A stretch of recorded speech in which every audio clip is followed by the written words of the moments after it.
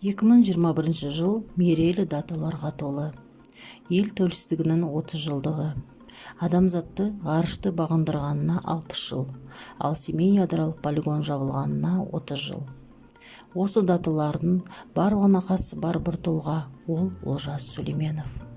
Олжас Сүлейменов 1936 жылы 18 мамыр күні Алматы қаласында Олжабай батырдың тікелей ұрпағы Омархан Сүлейменұлы мен Фатима Бадельбаеваның отбасында дүниеге келді. Олжас Сүлейменов 1954 жылы Манчук Мәметов атындағы номер 28 орта мектепті аяқтаған соң Киров атындағы Қазақ мемлекеттік университетінің геологиялық барлау факультетіне оқуға түседі. Әдебиетке 1955 жылы араласа бастайды. 1959 жылы Мәскеудегі Максим Горький атындағы әдебиет институтына оқуға түседі. 1972 жылы Азия-Африка елдері жазушылармен байланыс жөніндегі Қазақстан комитетінің төрағасы болды. Қазақ КСР кинематография жөніндегі мемлекеттік комитетінің төрағасы қызметін атқарды. 1975 жылы Олжас Сүлейменов Азия еңбегінде Игорь жасағы туралы жырды зерттей келе өзіндік ғылыми тұжырым жасады. Бұл еңбек Мәскеуде резонанс тудырып, кітапқа тыйым салынды. Олжас Сүлейменов туындыларын орыс тілінде жазады. Өлеңдері мен поэмалардың алғашқы жинағы арғымақтар шыққаннан кейінгі жылдардан бері адамға табын жер енді өлеңдері бүгінгі ТМД елдері халықтардың көптеген тілдеріне, шет ел тілдеріне аударылып, жеке-жеке кітап болып бірнеше рет басылды. Кинодраматургия, әдеби зерттеу саласында да еңбек етіп жүр. Он жазған сценарий бойынша Атамекен, Көгілдір маршрут, Қыс қолайсыз маусым, Мұхтар Әуезов туралы сөз, Үндістан сазы, Жастық шақ заставасы, тағы да басқа фильмдер түсірілген. Олжас Сүлейменовтің өлеңдері әдебиет әлеміне өзгешілік алып келді. Ақын қазақтар туралы көп жазды және сол жазғандармен бүкіл әлемді қызықтыра алды. Әлем Сүлейменов арқылы қазақтарды таныды. Осылайша ол Қазақстанды әдеби тұрғыда әлем картасына енгізді. Олжас Сүлейменов гуманист ақын. Ол 1990 жылы ядролық апатқа қарсы Невада-Семей қозғалысын басқарып, Семей полигон жабылуына зор үлес қосты. 1991 жылы Қазақстан халық конгресі партиясының төрағасы болды. 1995 жылдың тамызынан бастап Қазақстан Италиядағы, 1996 жыл сәуірінен Грекиядағы, сондай-ақ Мальта республикасындағы төтенше және өкілетті елші міндетін атқарды. 2001 жылы Қазақстан Республикасының ЮНЕСКО-дағы тұрақты өкілі болды.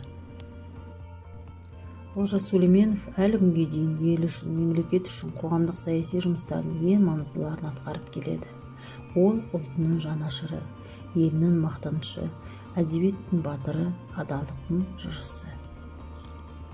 Олжас Сүлейменовтің 85 жылдық мерейтойына арналған тауларды аласартпай даланы асқақтатты әдістеме библиографиялық құрал жалпы кітапханашылар қауымы және оқырмандарға арналған.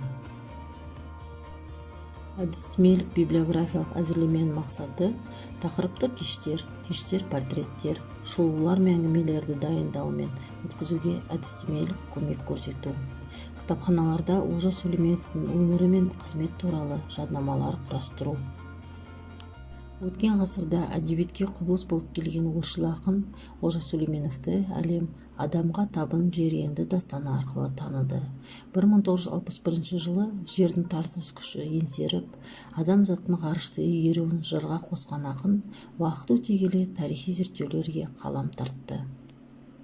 1975 жылы жарыққа шыққан Азия атты еңбегінде Олжас Сүлейменов түркі және славян мәдениеттерінің өзара ықпалы туралы ғылыми тұжырым жасайды.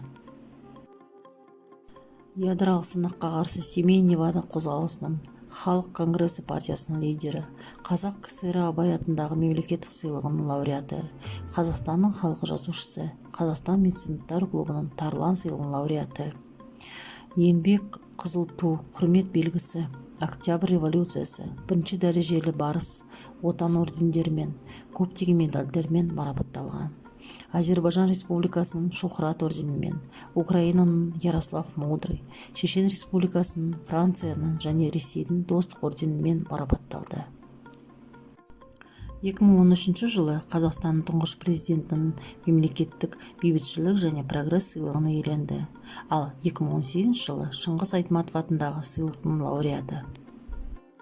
Қазақтың біртуар ақыны атты поэзия кешінің мақсаты қазақ поэзиясында өзіндік орны бар Олжас Сүлейменовтің өмірі мен шығармашылығы туралы мағлұмат бере отырып, жырларының құдіретін сезіну, тіл шұрайын таныту, тарихи шындықты, сөз өнерімен өрнектелген әсемдікті түйсіне білуге баулу.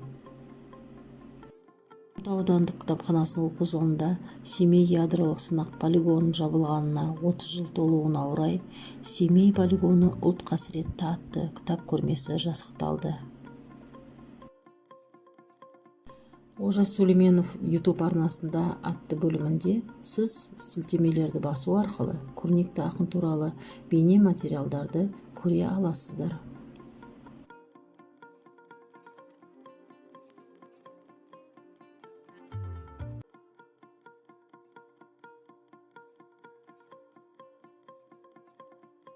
«Поклонись человеку» читает поэт Олжас Сүлейменов.